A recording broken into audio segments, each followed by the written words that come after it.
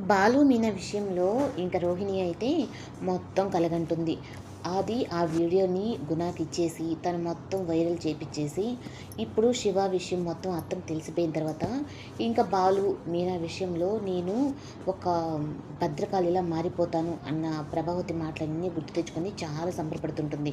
ఇంక తన ఫ్రెండ్ అయితే, "ఏంటే పట్టపగలే కలలు కంటున్నావా?" అంటే, "లేదే ఈ ఫోన్ వల్ల ఇప్పుడు ఆ గుణాకి గాని ఇచ్చానంటే మొత్తం జరగబోయేది అదే కదా!" అని చెప్పని అనేటప్పటికి, ఇంక బాలు ఈ విధంగా ఏదో జరుగుతుంది ఆ శివ వీడియోలో అని చెప్పనని దాన్ని ముందుగానే డిలీట్ చేసుంటాడు. ఇది తెలియక గుణ దగ్గరికైతే వెళ్ళి ఆ ఫోన్ అయితే ఇస్తుంది రోహిణి.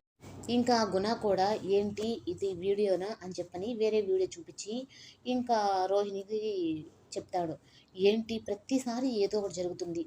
మీనా బాలు చాలా తెలివిగా ఉండరు. వాళ్ళని ఇంట్లో నుంచి పంపించాలి అంటే ఇదొక్కటే నాకు అస్త్రంగా ఉంటుంది అని అనుకున్నా. కానీ మొత్తం రివర్స్ అయిపోయింది అని చెప్పనని ఇంకా బాధపడుతూ ఉంటే, ఇంకా మీనా దగ్గరకైతే వచ్చి, "రోహిణి ఏంటి అలా ఉన్నావు?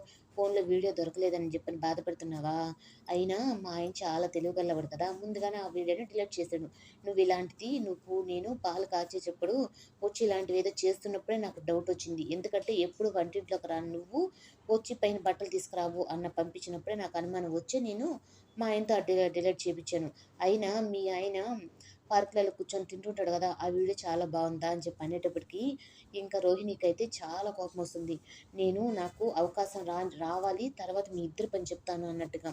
ఇంకా ప్రభావతికైతే ఇంకా ఆ విషయం గురించి వీళ్ళిద్దరూ మాట్లాడుకుంటూ ఉంటే, ఇంక రోహిణి అయితే, "ఏం లేదత్తయ్య, శివ గురించి ఎలా చదువుతున్నాడో ఏంటి అని చెప్పని అడుగుతున్నాను" అని అంటుంది.